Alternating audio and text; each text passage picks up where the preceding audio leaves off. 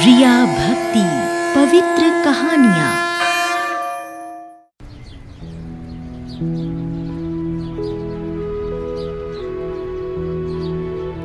चूड़ी बेचने वाली अंजलि सुबह सुबह बाजार के एक कोने में आकर बैठ जाती ताकि अपने परिवार के लिए कुछ पैसे कमा सके। इसके लिए वो रोज पूरे दिन मेहनत करती। जब भी कोई महिला पास से निकलती तो वो आवाज लगाना शुरू कर देती। आइए आइए दीदी, आइए आंटी, बहुत बढ़िया चूड़ियां हैं, सीधी मुंबई से आई हैं। प्रियंका चोपड़ा, सोनम कपूर, अनन्या पांडे सब यही चूड़ियां पहनती हैं। आपके हाथों पर खिल जाएंगी। आइए दीदी, आइए आंटी, जरा पहनकर तो देखिए, आपके वो तो बस आपको देखते ही रह जाएंगे। मुझे दिखाओ तो जरा चूड़ियां कैसी हैं?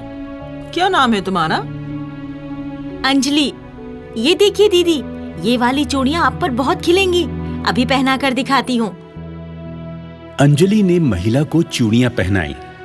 महिला को चूड़ियां पसंद आ गईं। उसने अंजलि को पैसे दिए और निकल गई। शाम के समय जब महिलाएं सब्जी लेने के लिए आती तब बाजार में अच्छी खासी भीड़ हो जाती।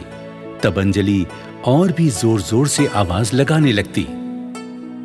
आइए दीदी, आइए आंटी, बहुत बढ़िया चूड़ियां हैं, सीधा मुंबई से आई हैं। फिल्मों में काम करने वाली सारी हीरोइनें यही पहनती हैं। आप पहनकर देखिए, आप भी खिल उठेंगी। अंजलि शाम को अपने दिन की बिक्री के पैसे संभालती, अपनी चूड़ी की टोकरी सिर पर रखकर घर की ओर चल देती। रास्ते में कृष्ण मुरारी का मंदिर पड़ता था। वहां अंजलि थोड़ी देर के लिए जरूर रुकती। एक तरफ टोकरी रखकर फूल वाले के पास जाती, फूल और अगरबत्ती खरीदती और कृष्ण मुरारी के सामने खड़ी हो जाती। हे कृष्ण मुरारी, मेरे पापा को जल्दी अच्छा कर दो। इतने पैसे दे दो कि घर की मरम्मत हो जाए। माँ को खाना बनाने में बहुत तकलीफ होती है। पैसे आ जाएंगे तो छोटू की पढ़ाई भी ठीक से हो सकेगी और जिम्मेदारियां पूरी हो गई तो मैं भी अपना नाचने का शौक पूरा कर सकूंगी। आपके आगे मीरा बनकर अपना नृत्य पेश करूंगी। रोज की तरह अपनी प्रार्थना कर अंजलि अपना चूड़ियों का टोकरा संभालकर घर के लिए चल देती। खाना खाने के बाद अंजलि अपनी टूटी फूटी चारपाई पर सोने की कोशिश करती और रोज की तरह वही सपना अंजलि की आंखों में तैरने लगता, जहां कृष्ण मुरारी सामने खड़े मुस्कुराते हुए बंसी बजा रहे हैं और अंजलि झूम झूम कर नृत्य कर रही है।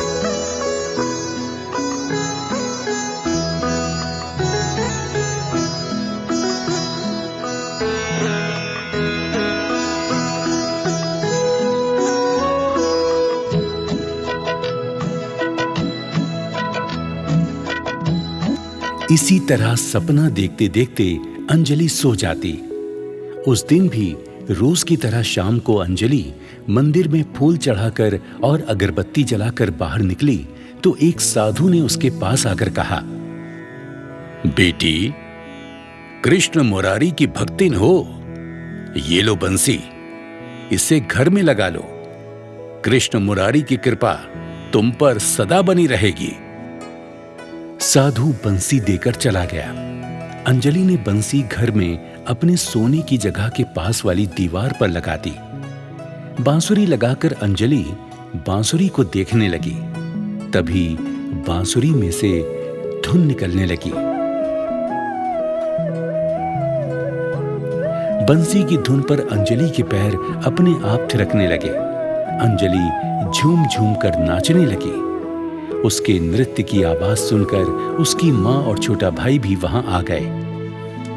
क्या हुआ बेटी, ये आवाज कैसी? कुछ नहीं माँ, बस थोड़ा नाचने का मन कर रहा था। अच्छा, चल अब सो जा, सुबह उठना भी तो है। अंजलि बंसी की ओर देखती रही। उसे लगा कि बंसी उसके मन की बात समझती है। वो बंसी की ओर देखते देखते सो गई। अगले दिन फिर से बाजार में अंजलि रोज की तरह चूड़ियां बेचने बैठ गई। आइए आइए दीदी, आइए आंटी, बढ़िया बढ़िया चूड़ियाँ लेकर आई हूँ। सीधी मुंबई से आई हैं। सारी हीरोइनें यही चूड़ियाँ पहनती हैं। तभी एक महिला उसके पास आई। जरा दिखाना तो चूड़ियाँ। हाँ हाँ दीदी, देखिए, मुंबई की स्पेशल चूड़ियाँ हैं। ऐसी तो कुछ खास नहीं लग रही। अरे दीदी, सारी हीरोइनें यही चूड़ियाँ पहनती हैं। अरे चुप कर, कुछ भी बक रही है। मुंबई से स्पेशल हवाई जहाज आता है क्या तेरी झोपड़पट्टी में चूड़ियाँ सप्लाई करने? दीदी ऐसे क्यों कह रही हैं? अरे ठीक ही तो कह रही हूँ। इतना बड़बड़ कर बोलने से पहले सोचा कर, अपनी औकात में रहना चाहिए। इस तरह अंजलि को दुत्कार कर वो महिला चली गई। अंजलि की आंखों में आंसू आ गए। पता नहीं दिन कैसे गुजरेगा। अंजलि का डर ठीक निकला। उस दिन अंजलि की कमाई नहीं हुई। शाम को सिर पर चूड़ियों का टोकरा उठाए अंजलि घर की ओर चल दी। रास्ते में मंदिर पर रोज की तरह रुकी। उसकी आंखों में अभी भी आंसू थे। आज तो कुछ भी कमाई नहीं हुई। घर वालों का खाने का जुगाड़ कैसे होगा? तभी एक लंगर बांटने वाला आदमी उसके पास आया। लो बिटिया, प्रसाद ले लो। पूरी आलू हैं, तुम्हें पसंद आएंगे। बाबा, घर पर मेरी माँ, बापू और छोटा भाई भी है। उनके लिए भी प्रसाद दे देंगे? हाँ बिटिया, क्यों नहीं। ये लो, ये ले जाओ। अंजलि को अपने परिवार के लिए भी प्रसाद मिल गया। अंजलि सोचने लगी कि अगर आज उसे लंगर का खाना ना मिलता तो घर वालों का पेट कैसे भरता। अंजलि मन ही मन प्रण करती है कि अगर कभी उसकी हैसियत हुई तो वो भी एक लंगर जरूर चलाएगी, जहां जरूरतमंद लोग खाना खा सकेंगे। वक्त का क्या भरोसा, कभी भी किसी पर भी बुरे दिन आ सकते हैं। यही सोचकर अंजलि घर की ओर चल पड़ी। रात को सोने से पहले अंजलि एकटक बस बंसी की ओर देखती रही। तभी फिर से बंसी से आवाज आई।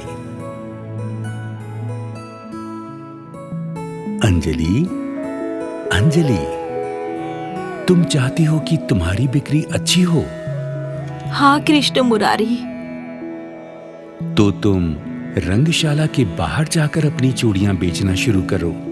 वहां महिला कलाकार तुम्हारी चूड़ियां शौक से खरीदेंगी। बाजार के मुकाबले वहां अच्छी बिक्री होगी। जैसा आप कहते हैं कृष्ण मुरारी, मैं वैसा ही करूंगी।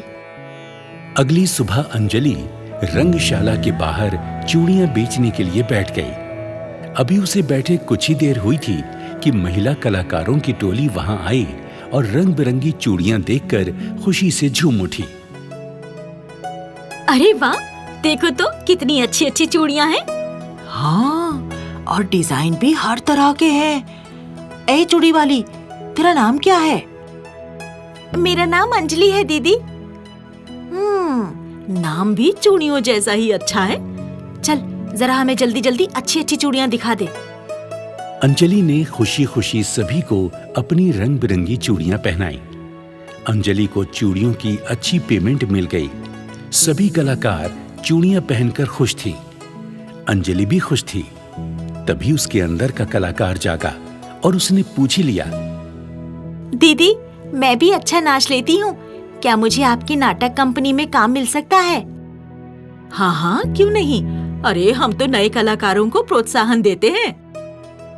और कुछ दिनों के बाद अंजलि के कार्यक्रम का पोस्टर रंगशाला के बाहर लगा था। आज उसका कार्यक्रम था। अंजलि घर में तैयार हो रही थी। तैयार होकर अंजलि कमरे की दीवार पर लगी बंसी से एक बार फिर बात करने लगी। आज मैं पहली बार अपना कार्यक्रम स्टेज पर प्रस्तुत करने जा रही हूँ।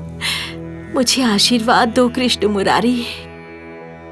अंजलि के देखते देखते कृष्ण के साक्षात रूप में बदल गई।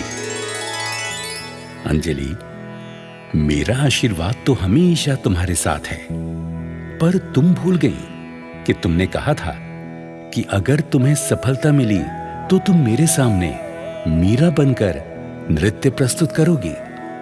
मुझे याद है, पर आप बताएं, अब और आज ये कैसे संभव है? आप ही कोई रास्ता निकालें। मैं तुम्हारे साथ चलता हूं। मैं स्टेज पर रहूंगा, तुम मेरे साथ नृत्य करना। कोई पूछे तो कहना कि कलाकार है, मेरे साथ ही तैयार होकर आया है। अंजलि ये सुनकर खुशी से उछल पड़ी। ये तो सचमुच अच्छा रहेगा। स्टेज पर श्री कृष्ण अपने रूप में साक्षात खड़े थे और अंजलि उनके समक्ष मीरा बनकर नृत्य कर रही थी।